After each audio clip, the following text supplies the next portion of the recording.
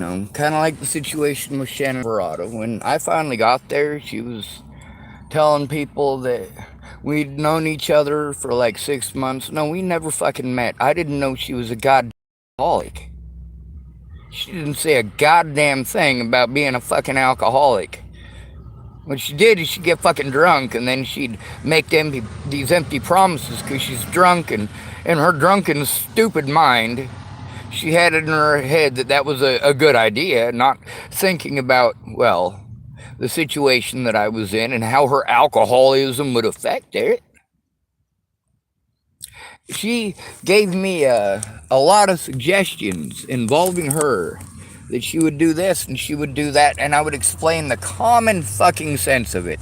Shannon Alvarado, if I have my mail that I need to get, but I can't get because I don't have a steady address, and I can't leave the state of Colorado, and I can't obviously get anybody in the state of Colorado to allow me to use their address to have it sent to for fucking safety reasons.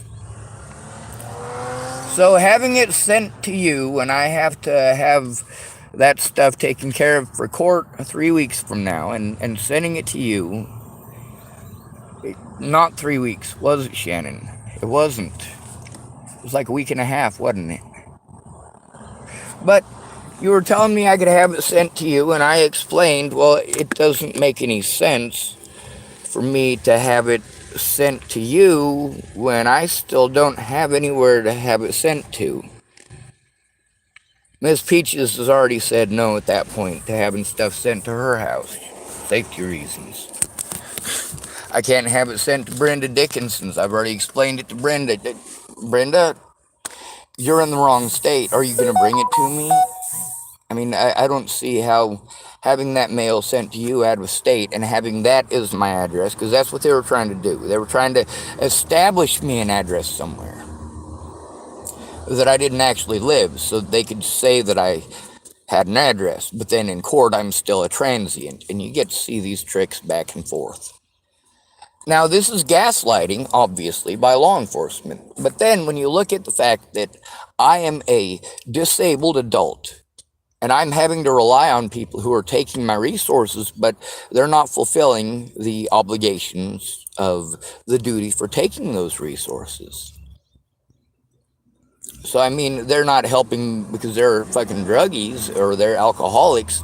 But then, I'm told that I should have gotten some different friends. Well, how many of you motherfuckers are sober who are actually fighting for me?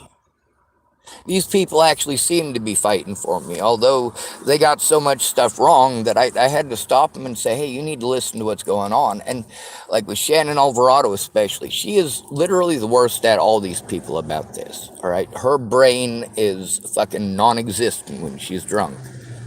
She doesn't hear what you said. And with a lot of these recordings with these folks, it's obvious that things that I said not only repeatedly on my YouTube channel for years, that I've been saying it to these people since the very beginning, and they just go out of their way to pretend that certain parts didn't exist, or I never said that certain part, and that makes all the difference in the world. And I'm like, all right, if that makes all the difference in the world, it's a good thing that I already popped it up there, asshole. There's a good thing it's already on my YouTube.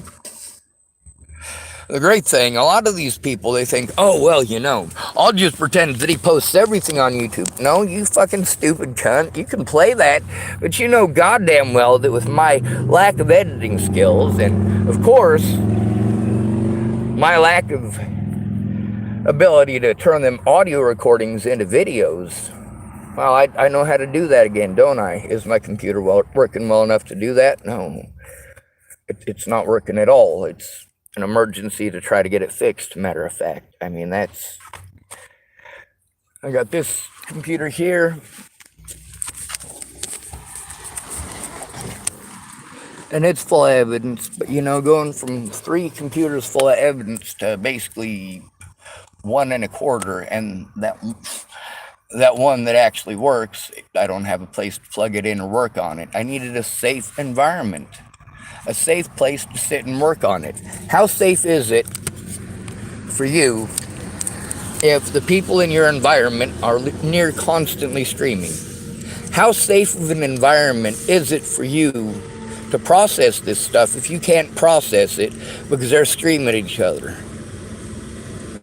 You can't process this stuff because Joshua Eichelberger is yelling at 2 3-year-olds, two of them, that they're cunts.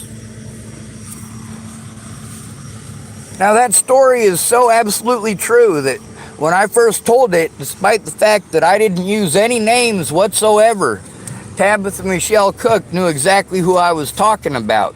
Why is that? Because she was there that morning listening to them scream at those 2 girls that they were fucking cunts. How safe is that going to be for me? How am I going to be able to safely process that information? Especially since even by then it was more complicated than fucking taxes. Why are taxes complicated? Because of the law. What am I having to deal with at that point? The law. Meanwhile, all they have to do is call me mentally ill and they get away with it. And I explain that over and over again to everyone, and they just want to blow me off. I was explaining this before I ever met Natalie Bollinger. This is the way that it is. People listened to me. They understood it. Many of them have been through similar experiences. Now, the ones I'm the most pissed off at aren't actually people like Sarah Bacon who just bullshit me because, you know, in her drunken mind, yeah, it's a good idea, but, you know, for me having to find out through phone calls that she was an alcoholic after it had been nothing but text messaging. Can I tell the tone of her voice in those text messages? Like, how the fuck could people take things so incredibly wrong? That's because of what they were told. So when I'm trying to explain to them what was actually going on, they're like, well, what about this? Hold on a second. See, you were told that that happened. Have you seen any evidence that that happened? No, you haven't.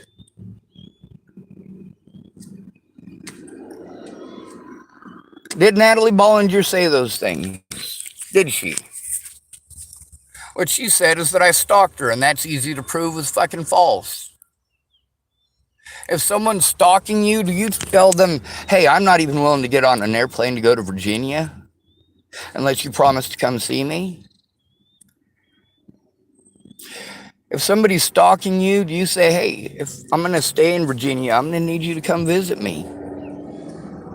Do you say that to people that are stalking you? Do you say, I love you every day to somebody who is stalking you? Do you insist that you're going to bake somebody a cake for their birthday? You want to know what their favorite kind of cake is because you're insistent. Do you do that with someone who's stalking you? The issue started on my birthday. Why did it start on my birthday? Because I was dehydrated, and because Natalie and Alicia were fighting over a boy, and because Natalie's mom found her fucking heroin. Yes, it made it a very highly charged environment, but we tried so hard to make it a calm and relaxing environment. And of course, I did listen to them tell their stories most of the night. I got to hear from Natalie. She was so apologetic. She was like, I'm sorry I didn't call you. I didn't want to bug you because I didn't know if you had work in the morning. So I had to call Alicia's boyfriend. That was when she was in another car accident. She was in 3 car accidents just while I was there. On my birthday, when she said that she didn't want to go anywhere, she didn't want to drive anywhere, you know, I'd been fucking staying in my vehicle for like the better part of 2 months, actually. I mean, between the situation with Jamie, the situations that were happening with others just prior to Jamie, the situations that were going on with Natalie and going to Virginia, and, you know, it's difficult. Y'all pretend that I stalked her there. I was invited. You pretend like I went all the way across this country just to see her. No, I planned it out, not just with Maddie Boa, because I wasn't just planning on going to see Natalie. You know, I was going to see Alicia, and I was going to see Ed Simmons, and of course by now I've got all of their admissions. And why do I have all their admissions? They didn't think that would help. These poor dumb fucking idiots didn't understand how telling the truth in that situation would help. They thought that the best thing to do is to pretend that none of it happened. Like, well, Sean, basically just pretend you never went to Virginia. Just say it wasn't me. That Shaggy song. It wasn't me. No, dude. I'm not trying to hide shit here. Hiding shit like that gets people fucking killed. No, dude, I'm trying to show the fucking truth. Then, of course, they're thinking, oh, well, if I admit to this, then they're going to be able to prove that Sean was in Virginia. I already said I was in Virginia, dumbass. I admitted to it. I never hid that. I admitted that I was in Virginia while I was in Virginia. It's all over my Facebook. I don't get how playing fucking stupid like that is gonna fucking help anybody, dumbass. You wanted to fucking omit information because you thought it would fucking help. Well, that's because you're a fucking moron. Moron? So then these people later on, they're like, oh, well, you know what? If I throw all this stuff back in his face, all this stuff that I kept secret to keep him safe and protect him, if I throw all of this stuff in his face, all right now, oh yes, I can use this blackmailing. I can use this to destroy his life and show that he lied. Ah! No! My God, I told you to look. I told you to look. You said you had nothing to do with it. I asked you to tell the truth about what you knew. The truth. And then the very end of it, the stuff that you thought you were fucking helping me by fucking outright lying or omitting information. No, that didn't fucking help. You did not listen to me. You wanted to give me advice. I want you to look up the name Tony DiStassi. TonyDistassi. He's one of the ones who, you remember I was telling you I had to try to turn in these officers to Sergeant Gerhardt in Boulder? And I didn't find that out until I already had to flee the state and go to Cheyenne, Wyoming. Now, who is Sergeant Gerhardt to me? He's the one that covered up Boulder County's wrongdoing in the death of Daniel Kitlitz, a.k.a. Shady Dan. How shady was Shady Dan? He wasn't. He was good to all of us. He was a hero to all of us. There's a lot of people that didn't like him, but he'd never done them wrong. And that's the important part. Whenever I asked these people, I said, what'd he do to you? Nothing. Well, why don't you like him? Well, there's a reason they call him Shady Dan. Yeah, it's because he's fucking lazy.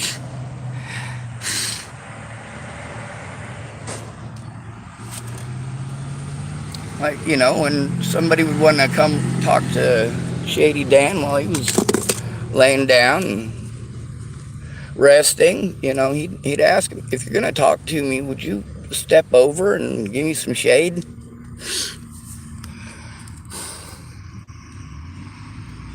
So Sergeant Gerhardt, in that situation, they told me after I'd given my report and written all that stuff down, that's when they told me that they had gotten a call. They wanted to know if I knew who had made the call at like 4 o'clock in the morning.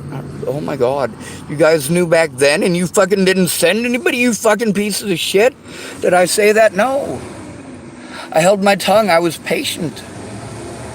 And I went out and I let everyone know. I let everyone know what they did to Shady Dan.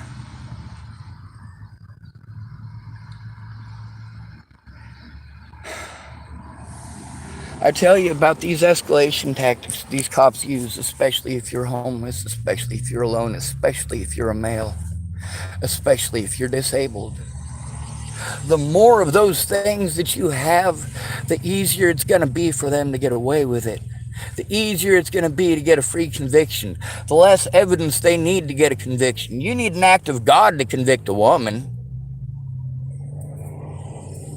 In most cases, I got to put that in most cases at the end because there's a lot of broke women. There's a lot of women who are fat and unattractive. Yeah, they're still women, but you care about them a lot fucking less than you do, well, somebody like Selena Not Afraid, or Henny Scott, or of course Natalie Bollinger. You know, there's a lot of the stuff that I saw with the Henny Scott situation, and and of course I wasn't there for the Henny Scott situation. I had to look that up, but with the Selena Not Afraid, yeah, I was a part of that situation. You know, not obviously in South Dakota. I was trying to help from all the way in Nebraska. And of course, I was having people claiming that because of what happened to Natalie, I must have killed Selena Not Afraid. And there's people saying, oh, well, we need to look and see if he's fucking killing all these Native American girls. No. But you look at them and you see the ones that are common that people care about. They're young and they're pretty. With Sarah Stops Pretty Places and Henny Scott and Selena Not Afraid. These are the ones that are shared the most often, and you get seeing them why. They're young and they're pretty. And people are always typing, she was such a beautiful young woman. She was so pretty. Followed by, I'm sorry for your loss. Now I'm going to ask you, I feel those losses every day. I don't need to hear I'm sorry for your loss. And of course, I'm not trying to get sympathy for how I feel about the situation with any of these young Native American women. I didn't know any of them. And, you know, for me to have an emotional attachment to those situations, I've been through that. I was going through that hell with Brittany Richmond. I knew Brittany Richmond in person. When she was found, I was so grateful. And I knew of Hannah Pendergrast. I didn't know her name, of course. She was one of them underage kids. And I knew of Sarah Rubiolo, but didn't know her name because of her being a kid. You know, like I said, all of us, we tried to run them off away from the real heavy addicts. We tried to run them kids off, and we also tried to run the chimos off. And, you know, cops want to tell us that these people have certain rights. I got a question for you. If there's registered sex offenders who are in the homeless population in Boulder, Colorado, these guys don't have a permanent address. You know that they're there. And you know that they're high risk. You know these children are coming there. And the cops are saying, oh, well, the kids have as much right to be there as you do. Well, you're right, the kids do. But they don't have the right to come to our circles and put us at risk. And apparently they have that as well. Because I knew of Natalie and Alicia Bollinger when they were 13. People want to pretend that I was friends with them at 13 and molesting them and raping them at 13 and all this other stuff. I'm like, I barely knew who the fuck they were. I knew they were Maddie Boa's friends. I could see that Natalie Bollinger fucking cut herself up one arm and down the other. I knew somebody was fucking raping her. No, I wasn't exceptionally mean to her like I was to Shiloh Marie Epp. Now, what's Shiloh Marie Epp's problem? She was an underage kid who was... We got an underage girl here. She's tiny. She's obviously an underage girl. And she's trying to mac on grown-ass homeless men and trying to do this publicly in a public place like the public library. And no. Ew. And absolutely, I was a lot meaner to her. I'm like, you need to get the fuck out of here. Just like Mobley. You know, yeah, if he was not tripping on mushrooms that night, there's a chance he might not have headbutted Brianna Hernandez Cordona, but he for surely would have fucking still yelled at her. You need to stop stalking Sean. All right, you're underage. People will get the wrong impression if you don't go the fuck away. You know what happens? If he's sleeping and you lay on top of him and the cops walk up, you need to get the fuck away from him and stay the fuck away from him. Get the fuck away from him. Go away. Go away. Go away. I mean, Mobley was fucking pissed. Right? And she was, of course, she's a little 17-year-old girl who thinks she's in love with some fucking homeless dude who's fucking autistic and doesn't want to have sex with anything because mucus exchange is fucking nasty. Right? So she's wanting to explain to Mobley about her undying love or some fucking bullshit like that, but she don't get word one out of her fucking face before he headbutts her. And then he spends the rest of the night talking about how he saw a demon in her and he had to exorcise it by force. Is Mobley alive to defend himself? No, he's not, but he had every opportunity to defend himself while he was alive. He didn't have to. Do you know why? Turned out the police did find out about it, and they thought it was my older brother. Now, what would have happened if Brianna Hernandez Cordona would have said, Sean, who's that guy who headbutted me, and will you help me turn it in? I'd have said, yeah. Mobley knew I'd have said, yeah. Mobley was going to turn himself in. You know why he didn't turn himself in? Because Rabbit told him not to. Rabbit said, well, here, give me your hoodie. Give me your hoodie. I'll wear your hoodie. So Rabbit knew that Mobley had fucking headbutted this guy. And imagine what that's like for me. Like, here's my older brother helping our white knight. When I talk about Mobley's chink in his armor, yeah, I'm talking about the night that he headbutted an underage girl named Brianna Hernandez Cordona and then coordinated with my older brother. Because everybody who was there that night, if they come and ask him if it was Eric, his whereabouts, obviously that night, Mobley was the one wearing the hoodie, but then who did the cops talk to? They went and talked to Eric because he was the one who was wearing the hoodie.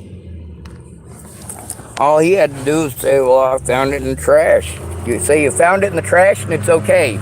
If you go steal something, I'm going to tell you, the police in Boulder will tell you how to get away with being a thief in Boulder, Colorado. This is no fucking joke. Anything that you steal, from anybody at any point in time, you say you found it in the garbage. You can have the police run the names on anything. You can have them run the numbers on computers that you just fucking stole. As long as they don't have video recording of you stealing that evidence or stealing that computer. Well, shit, you go down there and they say, well, where'd you get it? You say, well, I found it in the garbage. The police in Boulder will tell you that. Like, are you fucking serious? You're going to tell the thieves how to get away with this shit. You're not going to bust them. But then when somebody buys something, and of course, they're paranoid because the situation doesn't seem necessarily the way that it should be. Then you let it go. You let it pass. You don't fucking buy it. Now, if you don't have any bad feelings about it whatsoever, you're certain everything is straight and clear, and you've known this person, and of course, everybody tells you this person and their good reputation, and they sell you something, you still want to check it. Well, my advice to you is don't. Don't try to do the right thing. Do not try to call up Apple when you bought a computer from a guy who calls himself Chris and lives up in Netherlands. When you buy that computer, yeah, you just play along like nothing ever happened. You don't call up and say, hey, I just bought this MacBook Pro. I bought it for an unbelievable price, as new as it is. Like, this is, when I knew that I was buying a MacBook, or a MacBook Air is what it is. And I was thinking, I'm going to get a model that's a couple of years old, 3 or 4 years old. And no, Chris brought me, the guy who came to help me with it, a guy named Larry, he was going to buy my computer for me. And I wanted to make sure that everything was legit. That's the reason Larry was there. He's going to buy my MacBook Pro. And when he buys my MacBook Pro, which, by the way, that MacBook Pro is pretty badass, too. It's a hell of a gift. Like I said, people were good to me. It was Boulder, Colorado. What are the chances that a homeless person actually legit did find that computer in the garbage? We're talking about fucking all the richest Midwest farmers' fucking kids. And they all want to go fucking smoke pot in Boulder. So, yeah, they throw away a lot of shit. Their mommy and daddies are fucking farm people. They get government subsidies for every goddamn thing. They get government subsidies for producing. They get government subsidies for not producing. They get government subsidies for insurance. They get government subsidies for rain. They get government subsidies for hail. Even if it doesn't damage the crops, if it's the right time of year, it doesn't even have to be at the right time of year. There are farmers who have filed when everything was already harvested. And then they claim that that entire field went to waste because of the hail. And of course, they've got pictures of stuff from years ago. And of course, there's supposed to be somebody to go out there, but they've established a good working relationship with their insurance guy. So then they just send some pictures that are a couple of years old. It's good enough. And yeah, so buying their kid a brand new MacBook Pro, and also buying your kid an XPS, an excellent gaming laptop. So they got one of each. They got a college computer and they got a gaming computer. And well, for Christmas, they get a new gaming computer. The old fucking gaming computer gets fucking thrown out, and some homeless person looking through trying to find something they can fence. And of course, by fence, we're talking about somewhere that doesn't have pawn shops. So I mean, you're not taking this stuff that you found in the trash to a pawn shop, but you find useful stuff, people's camping gear from last year, their other people's sleeping bags and stuff. Because the cops, one of the things they like to do in Boulder is they'll arrest you and they'll grab your stuff and put it in the trash and fucking call it good.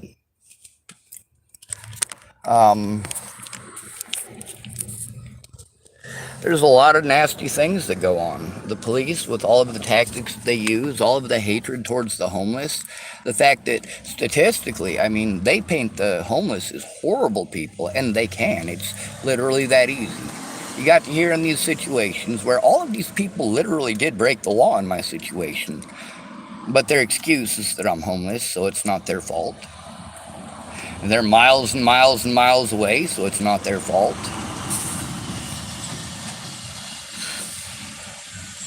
That's the thing, is I didn't hook myself up with Meg Misigatis. Bo Fisher did. That's according to Meg Misigatis. I didn't know which officer.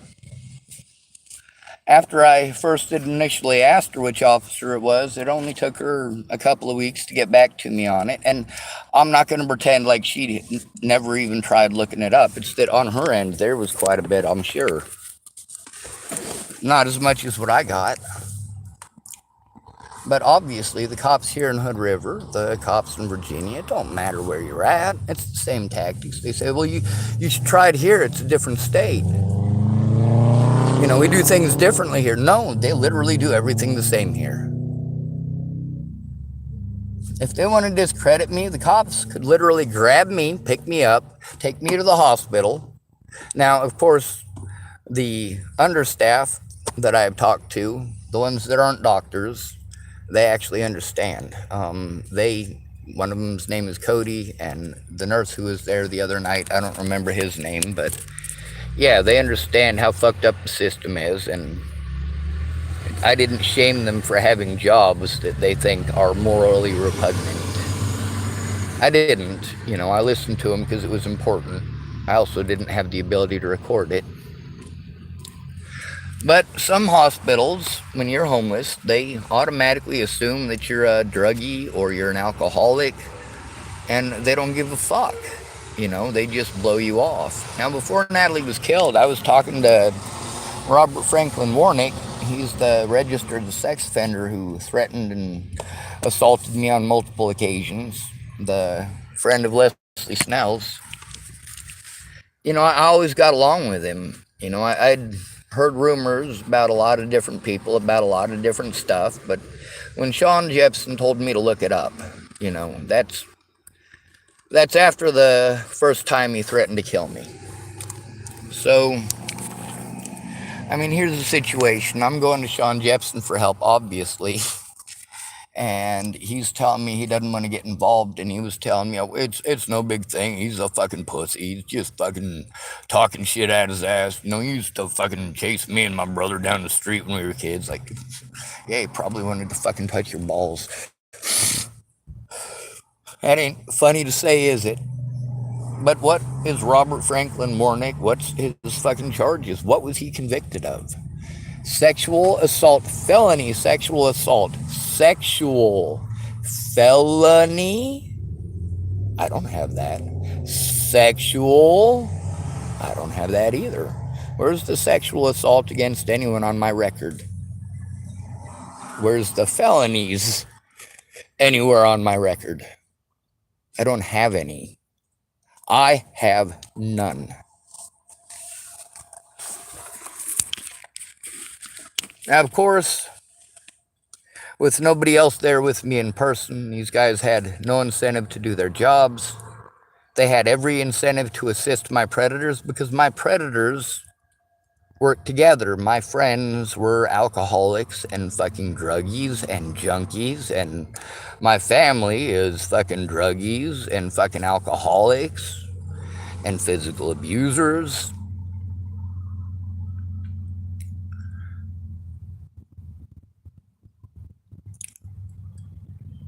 Now that's Nicole McIntosh. One of her profiles is still friends with mine.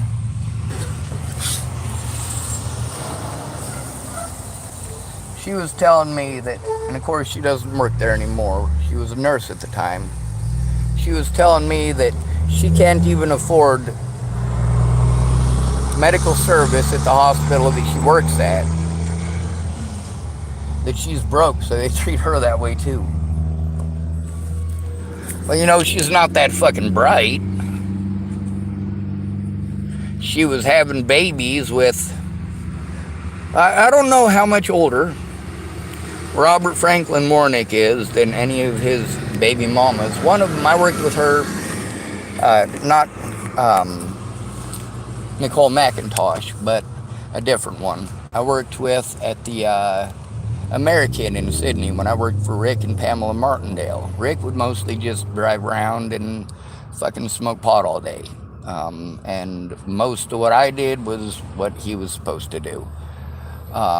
Anytime that the housekeeping needed help, Michelle Bohotch, lead housekeeper, comes straight to me. Yeah, goddamn right she did. Why? Because Rick is a lazy son bitch. He got to be a spoiled rich bitch growing up, got to be a spoiled rich bitch CU student, got himself an education in construction, and of course, he is not for shit of a construction worker. I mean, going and looking at his house was one of the it was probably the nicest brick house in town. I mean, it was the personal house of the guy who built all of the nicest brick houses in town. It had the nicest wood. It had the nicest everything. You look at how Rick Martindale tried to glam it up, and now all of his glam stuff that he glammed it up is all falling fucking apart. I mean, his cement moldings were falling off within a year of him fucking putting them on there. No, I don't care if he has a fucking degree.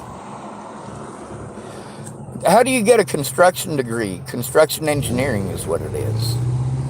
Now, how do you get that degree at CU and not fucking apply it on your own goddamn house? That's not too fucking intelligent. No, Michelle Bohotch did not fucking like Rick Martindale, but she absolutely adored Pam. We all do. To this day, I know that Pam Martindale, grandbabies! Pam, grandbabies! Martindale. I mean, fuck. Is there anything Pam loves more than her grandbabies? No, nothing. All right? She doesn't love money more than grandbabies. She doesn't love her house more than grandbabies. She doesn't love her kids more than grandbabies. She doesn't love her husband more than grandbabies. Grandbabies! You guys enjoying these rants?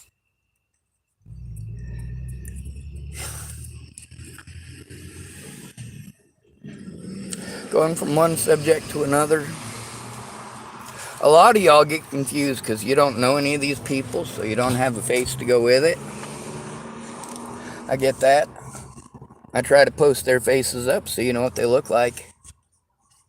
This is what they look like. By the way, these people are a public safety risk. They are a risk to society. They are a danger to others. If they are willing to commit these crimes, if they're willing to commit these crimes to try to hide the fact that they fucked up, they made mistakes, all right? They didn't go out of their way at the very beginning to commit any crimes, most of these folks. They just wanted to help, but we couldn't get past their opinions. Like, they want to not understand, hey, you need to communicate with me in an effective way, and as soon as possible, or you're not going to be able to help me. So then they're taking everything wrong and fucking typing, and no wonder why, Shannon Alvarado, fucking drunk.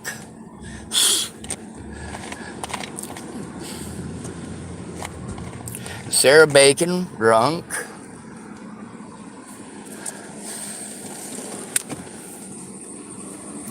Brett Roloff, I thought he was a drunk. No, he was on meth. When I first met him, he was a drunk.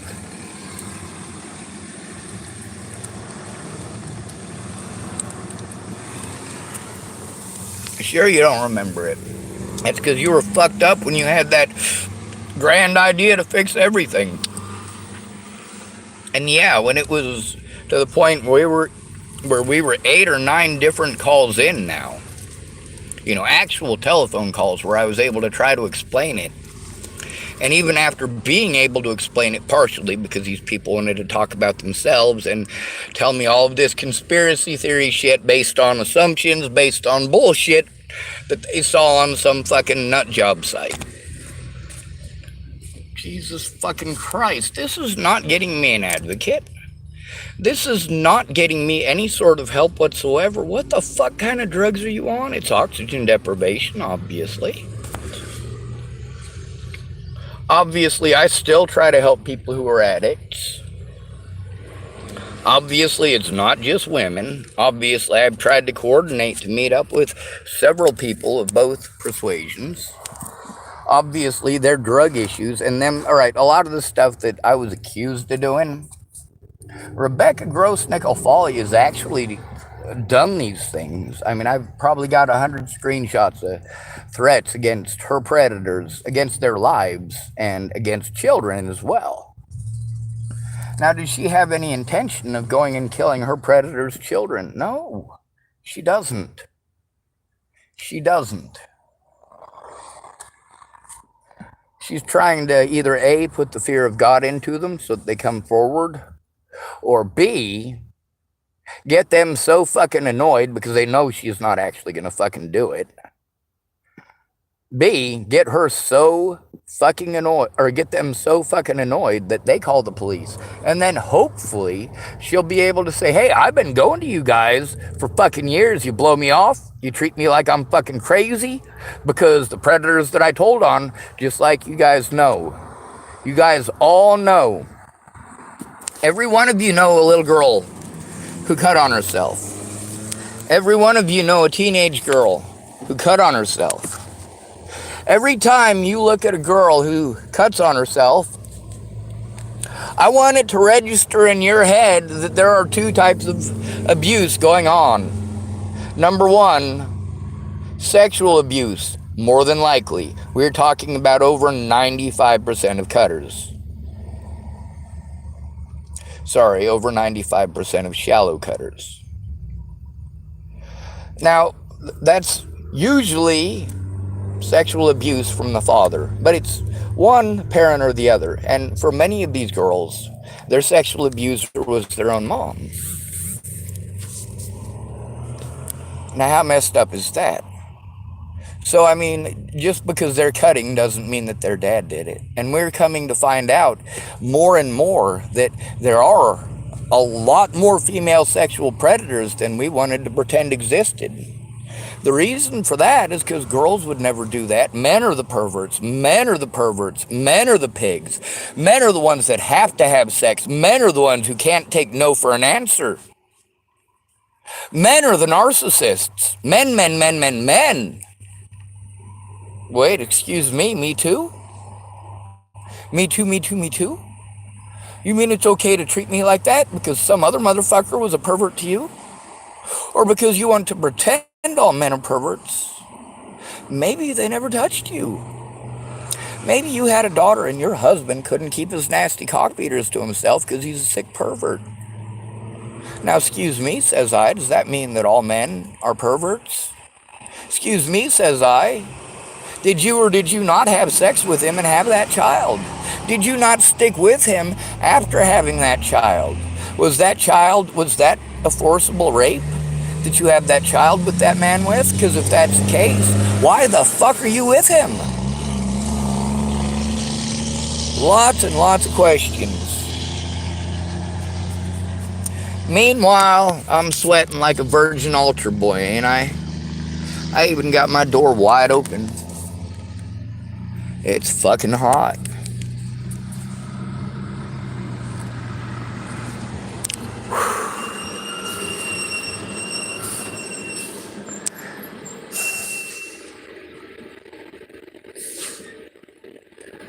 With a lot of these folks, when you look at the stuff that they got wrong or the stuff that made absolutely no fucking sense, I want you to imagine that, much like sleep deprivation, alcoholism fucks your head up. Drug use and drug addiction fucks your head up. A lot of people, I'm not allowed to be angry about any of the stuff that's literally happened to me.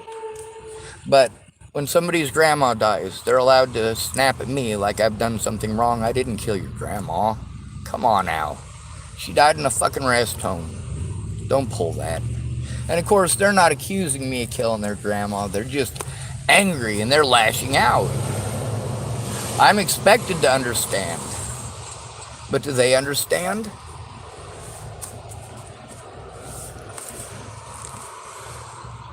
It doesn't have to be a situation with a grandma or even anybody dying. It's a situation of hypocrisy. You said you were going to help me, but I'm listening to your whole fucking story and you're not listening to mine. Or you're talking over me when I'm saying important shit. And then you're saying, well, you never said that. Or, of course, you've got that fat nugget in your head. Something that you absolutely have to fucking say. You've got to say it, or your head's going to explode. And you've been holding it in for 45 seconds. You've been antsy. You're telling yourself that you've been being patient, but the fact is you haven't been listening. You're not listening to understand. You're listening to respond, which means you haven't heard. You're listening to the part where you have an opening. Some of these people you get to hear in the conversation where I said something and their reply was obviously not the reply of somebody that, if you had said that to somebody, that's not the reply that they would give you, but this person already had the reply already typed out. So it was as soon as I hit the enter button and sent the message out, right? Well, their message back to me is, that's good.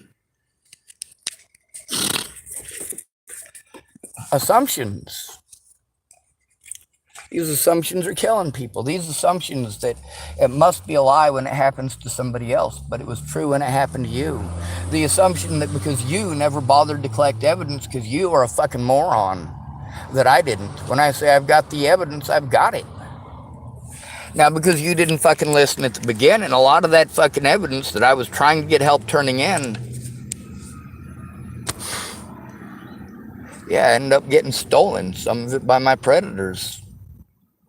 Well, all of it was stolen by predatories. Stealing from somebody is predatory. Stealing from a homeless person is like an arcane sin. That's like stealing food from a child. That is one of the number one rules you do not break. I mean, the number one rule is you never talk to cops. They're not on your side. They're all liars. Be smart, don't start. Hence the resistance of most of my friends. There's also the timely and efficient manner situation. It's a lot more difficult to convict a child rapist when that child is now 38 years old. Why didn't you come over to the cop shop with me if you loved me so much? If these things actually happened that you wanted to claim, if you really felt the way that you claimed to feel, if I was actually family. A lot of homeless people will do that. That's why I don't hang out with rainbows. They want to use the word family as manipulation. Like addicts use the word Jesus to manipulate Christians. What you're doing when you're telling a homeless person and calling a homeless person family, you're trying to claim you're something that these people have never had. You're trying to say, well, I know that you don't have a family, but I'll be your family. I'll stick with you till the end. No, you won't. You'll stick with me until you get desperate and you realize that you might be able to sell my fucking laptop. Or until you realize that being a jerk to me might get you popular with a girl that you think is pretty. Like the situation with, God, what was that little douche's name? He had a big old crush on Crystal Bocomp. She's the one that assaulted the shit out of me, and some old man got assaulted over it because the cops didn't want to do their jobs. So like, oh, it's Crystal Bocomp. Yeah, we're not going to arrest her. We're going to literally go out of our way to ignore her. Well, so while she's literally telling these cops about how she assaulted the fuck out of me and now her hand's fucked up and I did it to her with my head. Yeah, she really told him that.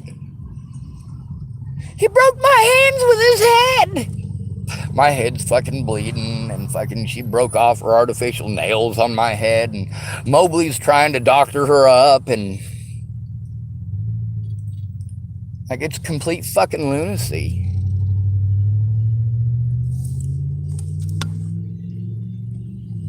You really want us to go to cops and fucking drug addicts? That's who we have to go to. We don't have family. And them drainbows claiming family. Like a few years ago, they had these things called The Gathering. And I'm not talking about like the Highlander. It's just a bunch of fucking hippies gathering in the woods and playing music and talking shit and interacting and exchanging art. And they had regionals over by Boulder one year. And so, of course, they got this guy. We've been having some problems with a bunch of drainbows going up there with the peace, love, and light. And they're using that to try to lure little girls into their tents. They're trying to use that to get local girls to do things that are, these are underage girls. So they sent this guy who's, you know, he's real special. He's able to weed out these people. I mean, this is a, you know, guy who's supposed to help to not only stop these child molesters, but basically to make sure that they go up the mountains with a bottle. What was he doing? He was feeding underage girls acid and having sex with them. People are like, hey man, you know what regionals are this year? No, the fuck I don't, and I don't give two fucking shits. I don't hang out with drainbows. I don't. Real Rainbow Family, well, they don't go to those anymore. They're not interested. They don't like what it's become. It's a haven for predators and sexual predators at that. No, most of these actual Rainbow Family, they got families of their own now. You know, they found people in the fucking massive minefield of people who are actually out to only for their own selves. That's all they care about. Busting their nut for the night, whatever it happens to be. You know, a lot of people were able to sort through all of those assholes, both male and female. Find somebody who's fucking decent and work together. That's what it takes. Every man for himself? No, that's why you're still out there, stupid. Your predators work together against you. Those cops work against you 6-on-1. And although there are 6 homeless people there seeing those cops blatantly break the fucking law, are any of them going to come forward? No, you already know they're bitches.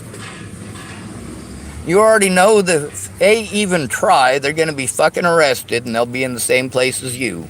False charges. Oh, they all tried to fucking jump us.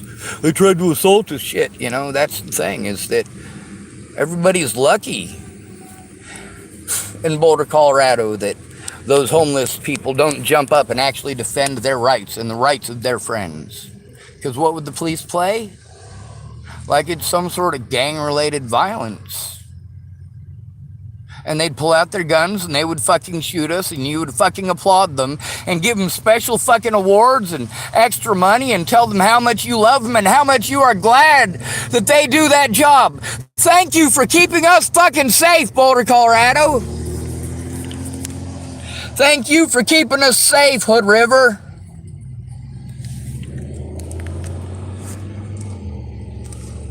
Same tactics.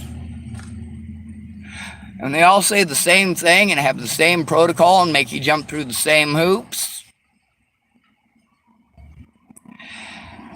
And without a guardian or an advocate, an actual guardian or an actual advocate,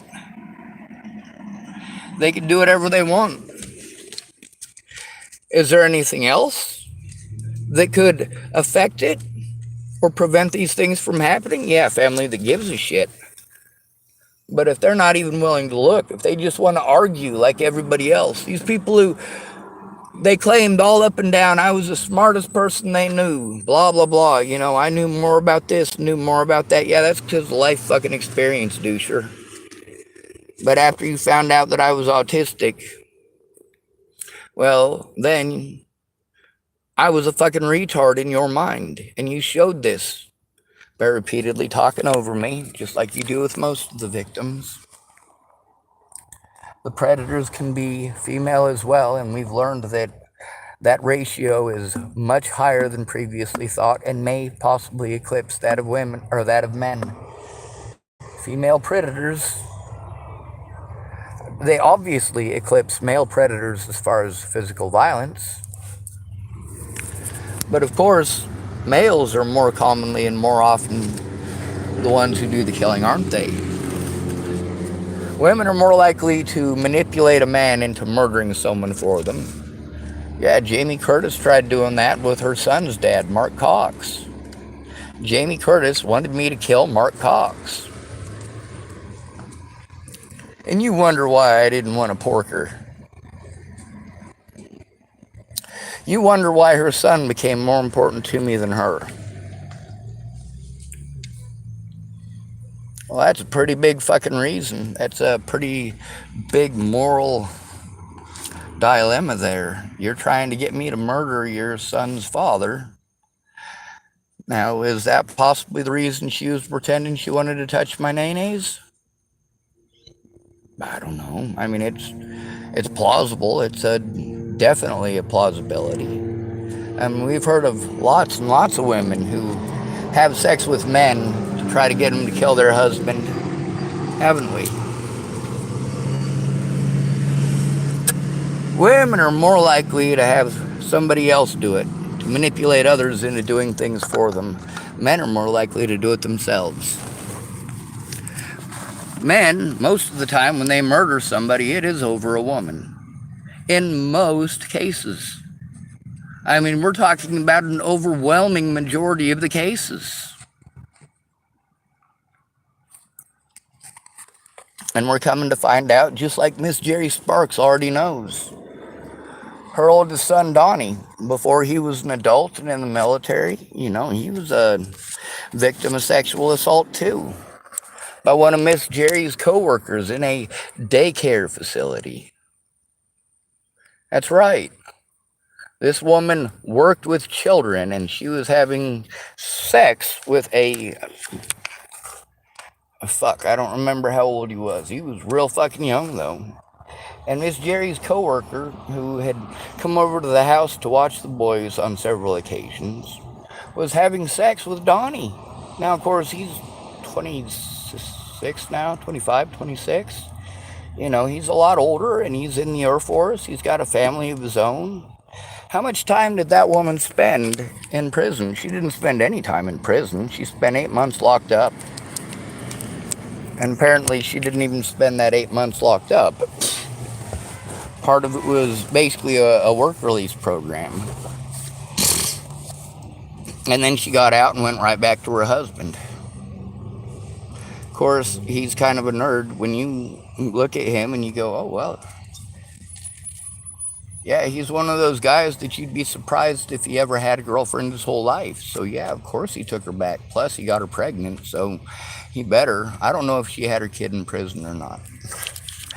And I'm pretty sure it wasn't Donnie's kid. I mean, that's one of those things where it was years ago, and I don't remember exactly the timeline. I think she might have already had a kid by the time that Donnie was porking her. But, of course, who was it that turned that woman in? That's another woman from my stories. Another sexual predator from my stories, actually. No. Is that okay? No, it's not. She's a physical predator. Now, as far as sexual predation, that depends. Did Dallas Richmond tell the truth or not? Did Riley Six Toes Linden tell the truth or not? Well, male victims don't come forward. That's kind of the thing with Ventus. After all the fucked up shit that he did, and part of his excuse was that somebody touched his balls. They touched a lot more than that on me. Does that make what he went through okay? No, it fucking doesn't. Of course, after being molested, you know, you'd think he'd be fucking traumatized, but no, he went right back to fucking porking the hell out of Stephanie Mejia. So I got recordings of when they're supposedly gonna be helping me, right? And what is it? Huffing and puffing. It's while they were fucking, one of those calls that I got from Stephanie Mejia's husband, they're literally fucking at that point in time, right? And Stephanie Mejia's husband is calling me off the hook. Did she ask for my permission before giving out my number? No, she didn't. Now, if she had asked, I'd have been all right with it. But then after giving out my number to her husband, she wants to tell me just to ignore his phone calls. I can't get shit done with these fucking people doing all this bullshit from restricted numbers, let alone her husband calling me 38 fucking times in one day. Am I able to get anything done while that's going on? Not really. I can at least show that I was telling the truth about the shit people want to pretend I was schizophrenic for saying. Overwhelmed is not the same thing as being schizophrenic. Autism is not the same thing as schizophrenia. Y'all best be getting an education. You know, we had laws that were based on wives' tales, on bias. And of course, who's arrested and who's not is based on bias. And of course, the arrest numbers reflect that bias. The conviction rate reflects that bias. And then people, of course, understand that that's the bias and these are the repercussions. So when an officer shows up, he knows that the bias and the reflection shows that, well, the woman is not likely to kill the man is more likely to kill the woman, we should arrest him. That doesn't make the man less likely to be murdered. The man is highly, highly likely to be killed. He is more likely to be killed than the woman. It's just more likely that she's going to convince somebody else to do the fucking killing. And how do you get away with killing somebody? Well, you got to convince somebody else to do it. That's what the Bollingers and their slander was. Especially after Natalie was killed. Especially with me telling all their fucking secrets. And showing the truth about those secrets. Female predators like Natalie Bollinger, Maddie Boa, Alicia Bollinger. Female predators like Layla Johnson, Kara Johnson Miles. Female predators, and nobody wants to even try turning in the female predators because it's not going to do any good. Now at this point, Megan Misgatis is now a female predator. Now is she predatory in the same way? Well, actually yes. She's trying to hide the fact that she made mistakes. No, Meg, it's okay to make mistakes. It's not okay to hide them. Between the two, just admit that you fucked up. People keep saying, Sean, you need to admit that you fucked up. I keep doing that. I keep telling you where I fucked up. I also keep telling you why. I also keep showing you why. If I'm making decisions based on the information at hand and you're going to judge me on that information at hand, I'm going to show you where that information came from. I'm not going to generalize to try to monopolize on ignorance. My older brother wanted to make claims. Who? Which friends, Rabbit? Are you fucking lying to me and gaslighting me as a fucking excuse? Are you a lying ass little bitch? Oh yeah. Not just Rabbit. Of course, we've got Dallas Richmond wanted to message me and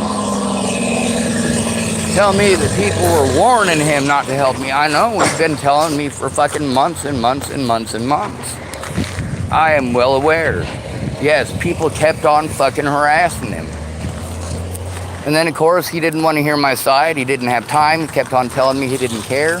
This is a popular thing. People saying, yeah, Sean, I love you. And then, oh, I don't care. I don't care. Well, you fucking care now, don't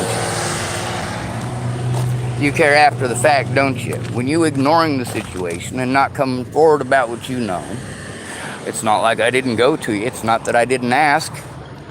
Why did I ask Dallas? Even after he said no? Even after he said he couldn't emotionally do it? Because the cops kept telling me to go to him. Just like they kept telling me to go to Megan Messigatis. Just like they kept telling me to go to Nebraska State Patrol. Just like they kept telling me to go to the Nebraska Attorney General's office. I kept doing those things. And it all come back around to those people telling me I had to go to Scott DaCosta to turn in. Scott DaCosta didn't it. And how did Scott DaCosta react when obviously it's recorded that I was telling him about his officers?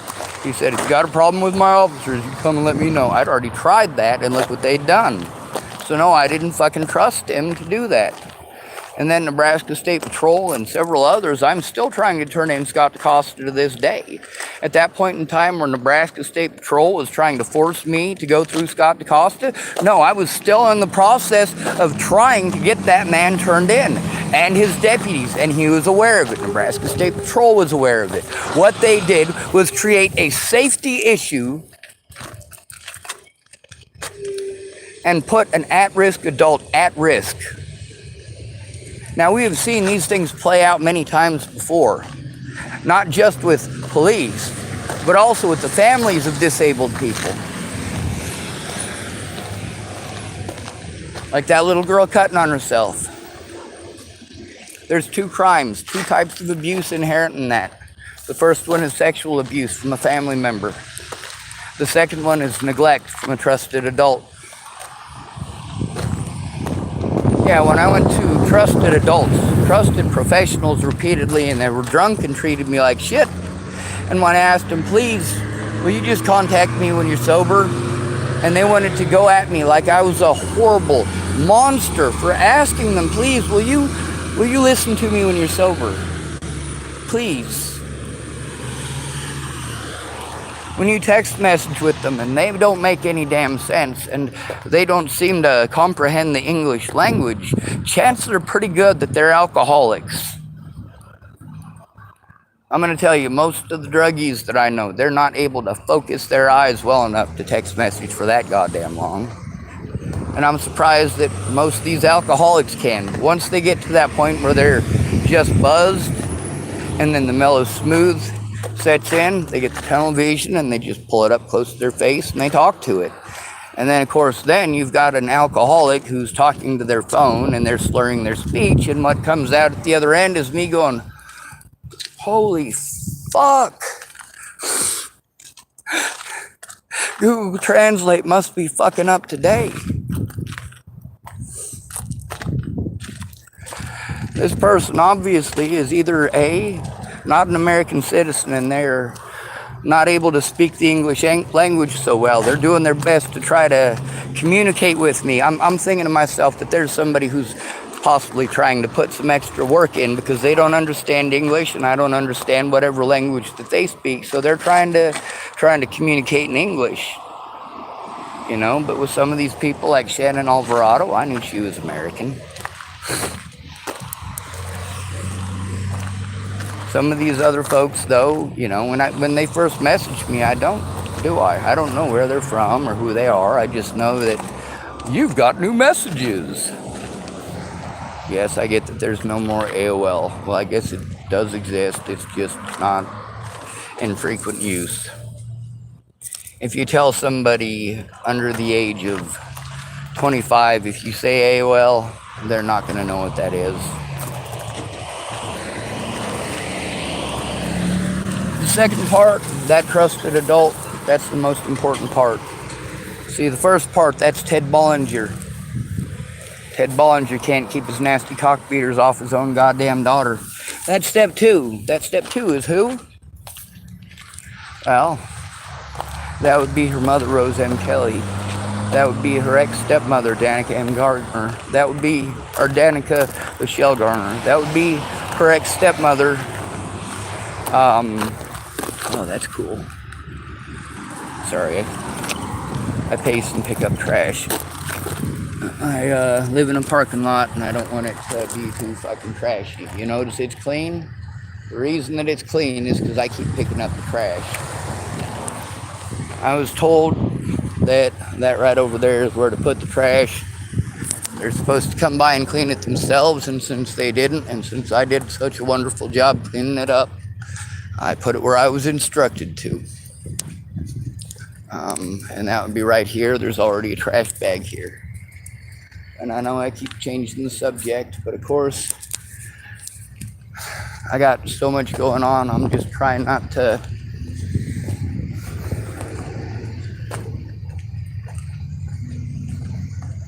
what's the best way to explain it?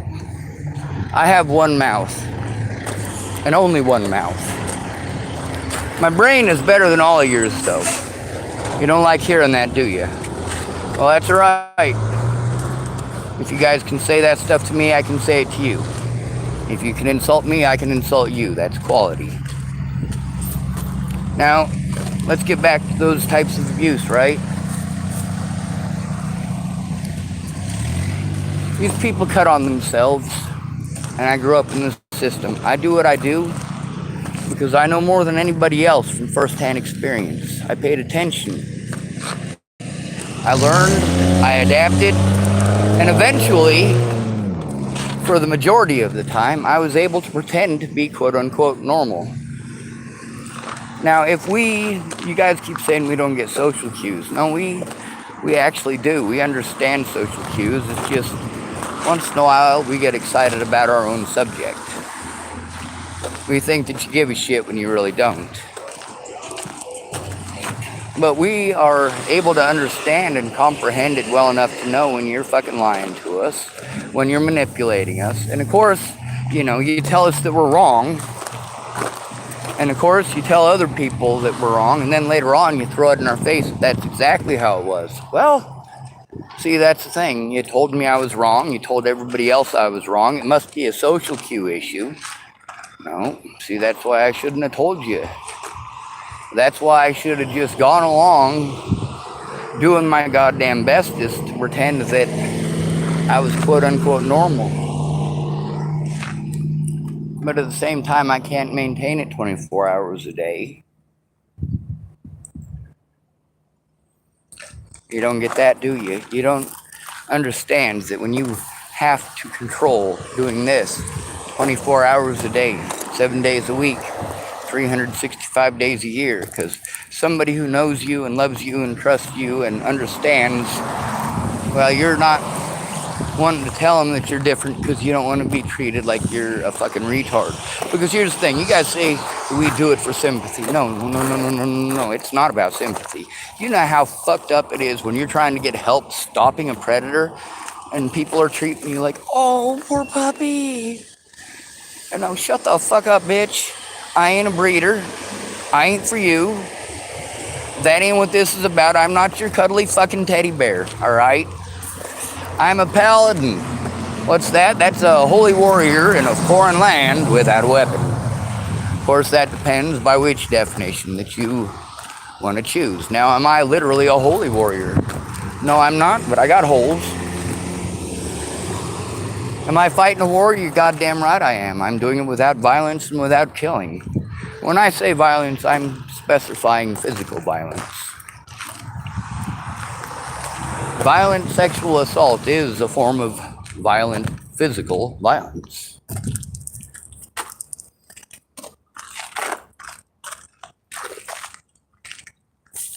You don't get that I grew up with the dynamics and the understandings. I grew up in these situations that you want to pretend never existed. You'll go, oh, poor Natalie, that happened to her. But you don't care that it happens to males. You don't care about the homeless. You don't care about the disabled. Magically, her mental illnesses was poor her. She was abused to that point. Well, yes, she absolutely was. By her own family before I ever met her. You know why she thought she was in love with me? Oddly enough, it's because I was always trying to run her and her sister off. Isn't that strange? Wait. We do have to pay attention to the fact that physical interaction does play a part. It plays a part in, the dopamine drip from your fucking brain. So when I had that Sharpie at Creek Fest, and of course Kat Chang was her Sharpie, and I drew that dragon on Natalie Bollinger, that was physical interaction. I was physically touching her back and her arm as I drew it. So, of course, I didn't know how old she was at that point in time, and it wasn't a matter of touching little kids. It was a little thing that Kat had set up for Creek Fest, you know. Kind of like the lady who does the face painting. It's not like, you know, she's there to paint their faces so she can molest somebody's fucking kids. I mean, it could be, because predators usually pick a position of power, but not generally something as public as Creek Fest where there's hundreds of people walking by. Somebody's gonna fucking see it. No, they generally pick positions of power like police departments where their coworkers will help them to get away with their crimes. Where all they gotta do is establish a friendly relationship with their fellow officers and they can use their position to rape women in the community. Yeah, great fucking news, right? That is great news for America. Why doesn't Me Too movement go after those motherfuckers? They're not just doing it to women. Me too, me too, me too?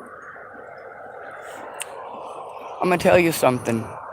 I have never shoved my cock up anybody's ass. Ever. I know what it feels like. I don't use it as an excuse to do it to others. The things you want to call me a hypocrite for doing back. Those things I am willing to do out of necessity to show you that the law does not apply to me.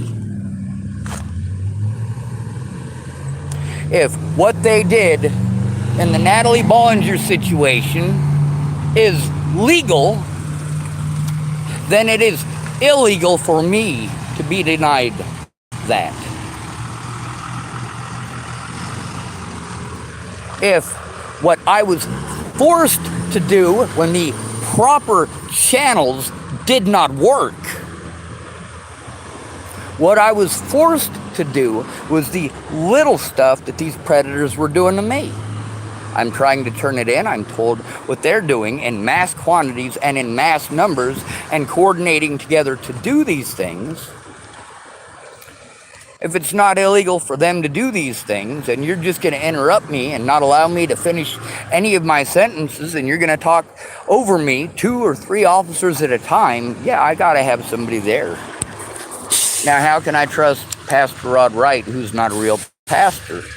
I mean, how many of these churches in America, all over the country, we come to find out it's not just the Catholic Church covering for sexual predators in the clergy. We're coming to find out that it's city and local governments assisting with this nationwide. And not only that, but we have the same thing going on in the Lutheran church and the Baptist church.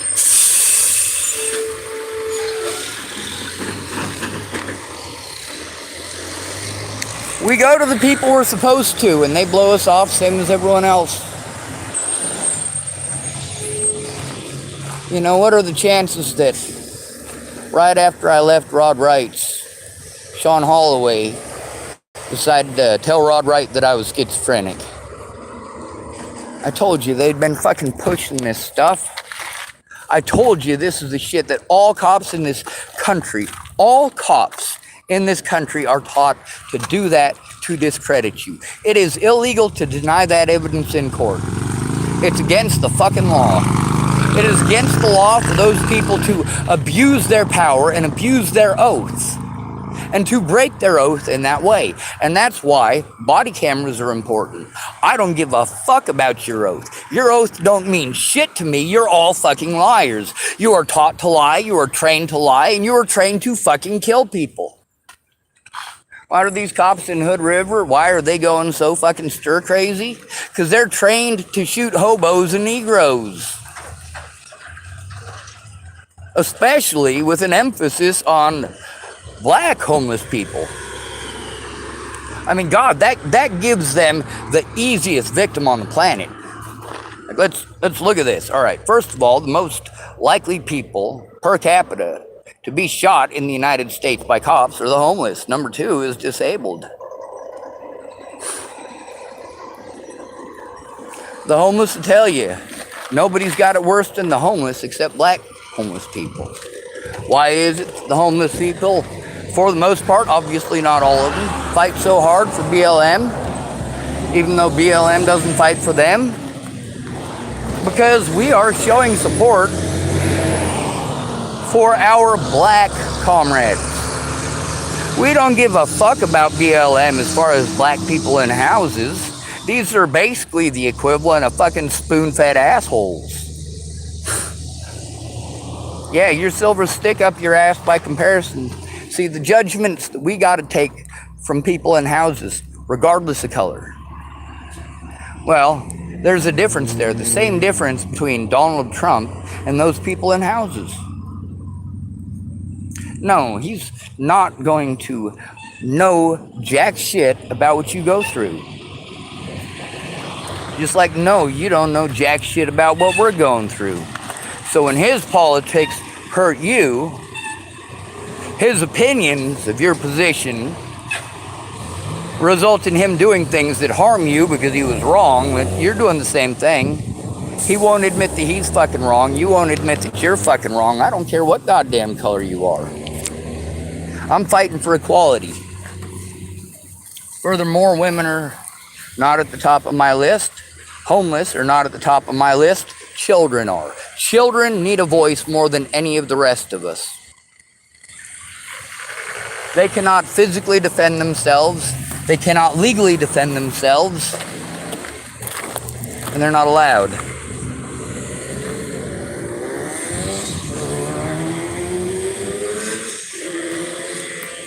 Children in the system especially are prone to being raped, prone to being physically abused and drugged, and false diagnosed for trying to turn in their predators.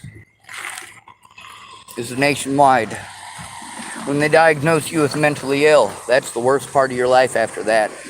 A lot of these people that I knew that got called mentally ill in their 20s or 30s, they didn't know what they were doing. They did not know what they were fucking doing. So after that, they realized they were never going to win an argument with their spouse, that they were now Operation Carpet. From here on in, your job is servitude because nobody's ever going to believe you again. Your wife can beat you daily and say, he's mentally ill. He's mentally ill.